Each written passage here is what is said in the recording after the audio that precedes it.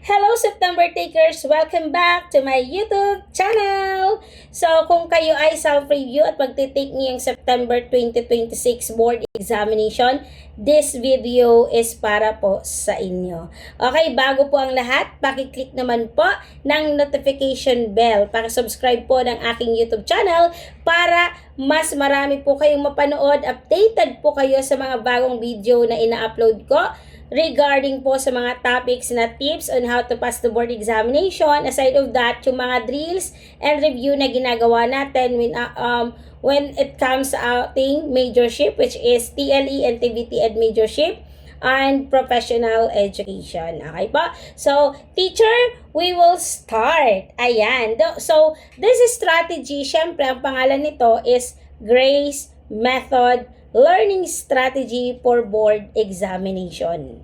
So, yun yung pangalan. Kasi, nagawa ko to nung ako ay nag-take ng board examination way back September 2023. At nakapasa po ako ng December. Kasama po ako sa mga lucky 77,777 na pumasa that time.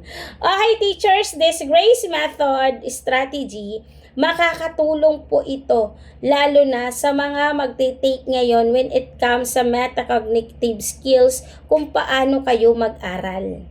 So, pag nalaman nyo po ang Grace Method, madali po kayong makakapag-review. Sundan nyo lang po ito at 100% makakapasa po kayo sa board examination. Ayan, una po na sa Grace Method is si letter G. Unang letter G. Okay, G meaning goal-oriented study. So, pag sinabi natin goal-oriented study, you need to use the metacognitive skills when it comes sa planning. Kasi nga sabi, goals-oriented study. So, ibig sabihin, you study only kung ano yung mga nakapaloob sa TOS na binigay ni PRC. So, one of the example po dito, teachers, di ba, sa ating majorship, we are a TLE major, right? So, nagkaroon ng revision. So, nagkaroon na po ng mga specialization in ICT, agriculture, home economics, industrial arts, and also BT Ed. Yun yung tinatawag nating new curriculum, right? So, di ba, si PRC nagbigay ng TOS, so nakikita natin doon yung mga dapat nating reviewin at aralin. So, dapat mag-set tayo doon sa TOS. And then, aside of that, we need to set a clear target. Ano ba yung gusto kong pag-aralan ngayong araw? O, for example, today I will finish one topic in electricity. So, hindi mo kailangan magsayang ng oras kasi may goal ka. 'Di ba? So, may goal tayo na dapat ngayong araw matapos kong aralin si electricity. Okay. So, sa planning, tanungin niyo po yung sarili niyo. Diba? Magkakaroon tayo ng metacognitive skills when it comes sa planning. Tanungin nyo po yung sarili nyo. Ano ba yung mga dapat kong matutunan?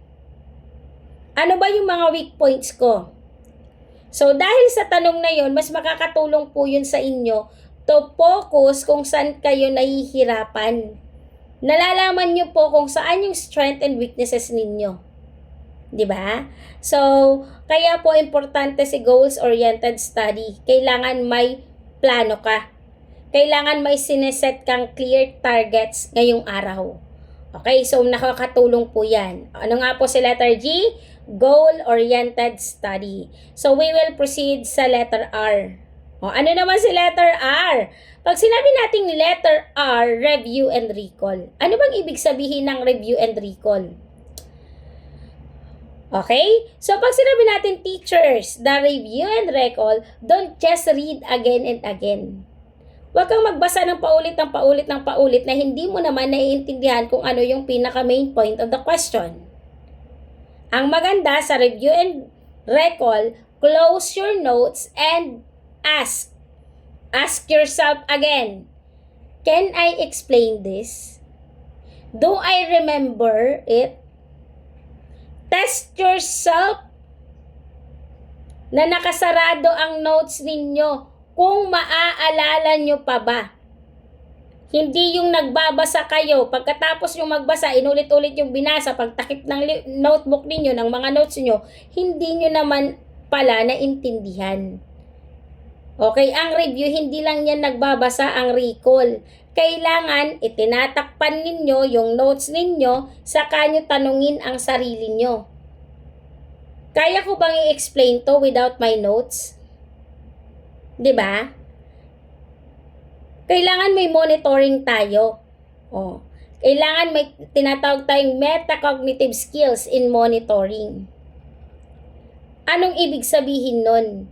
Ask yourself, mga ka-warriors, do I really understand the topic?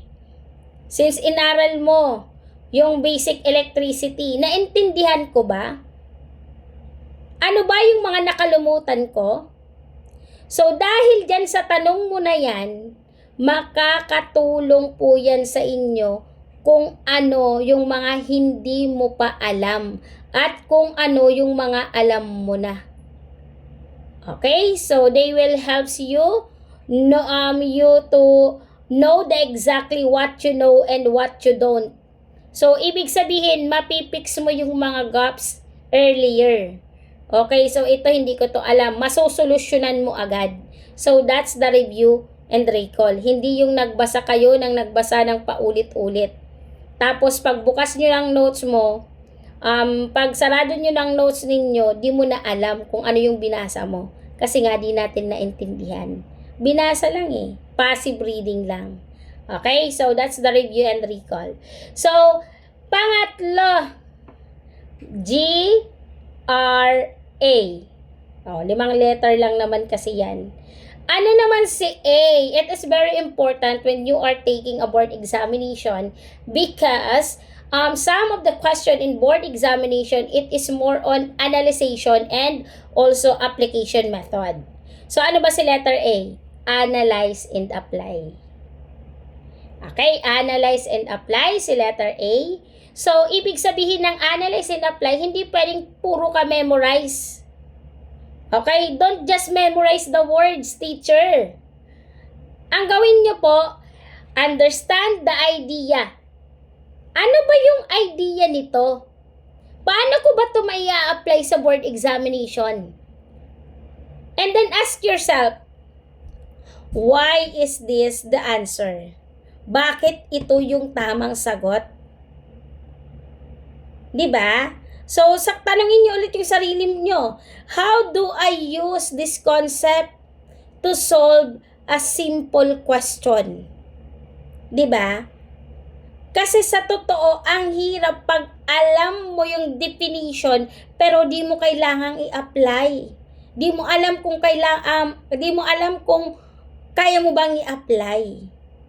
Okay po? So, ibig sabihin po, analyze and apply, don't just memorize the words, understand the idea, ask why it is the answer, how do I use this in concept, especially to solve a simple question, right? So, kailangan, based on analyzation and application, nagkakaroon kayo ng metacognitive skills na mas lalong napalalalim ninyo yung ibig sabihin.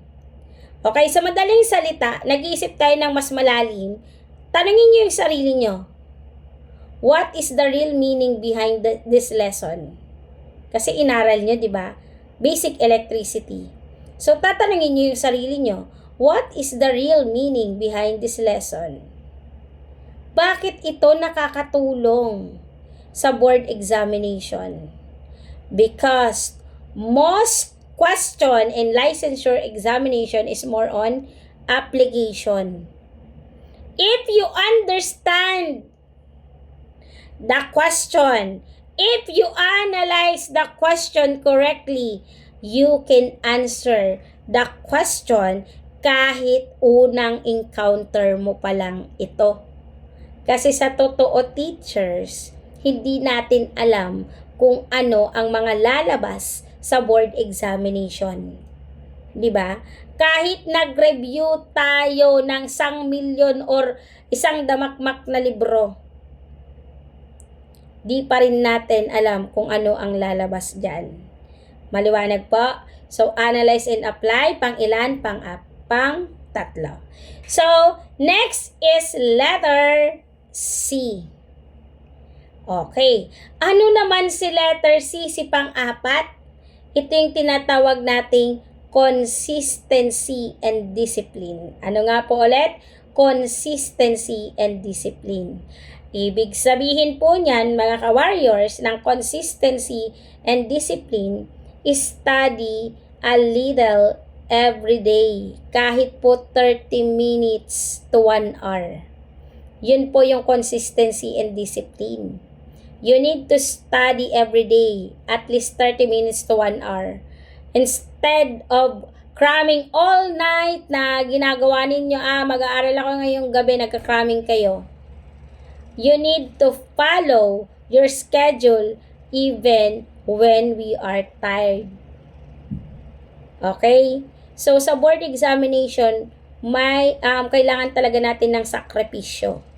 Kahit pagod tayo, kahit puyat tayo, kailangan nating bumangon. Para saan? Ilaban ang 3 letra. Aside of that, maging aware din tayo sa kalusugan natin. Okay? Pangalagaan, matulog din ng maayos at mahimbing. Okay? So, yun po yung consistency and discipline. Kailangan nag-aaral kayo everyday, at least 30 minutes to 1 hour. Okay na yun. Nakapag-aral kayo. So, and then, ask yourself again and again, tanungin niyo yung sarili, am I focused? Naka-focus ba ako?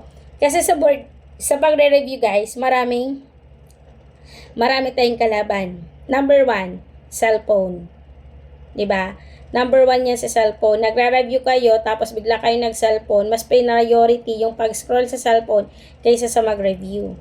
So, you need to priority, meron kang consistency to review at least 30 minutes to 1 hour. Okay? Just ask yourself, I am focused. How can I avoid distraction? And then, paano ba ito makakatulong si consistency and discipline sa pag-take ko ng board examination? Diba? So, nakakatulong po ito sa knowledge ninyo to stick better when learn slowly and regularly. Okay, so that's the consistency and discipline. Next, mga ka-warrior, last is letter E sa Grace method. Ano yon? Evaluate and correct. Okay, so ito yung pinaka-importante, evaluate and correct.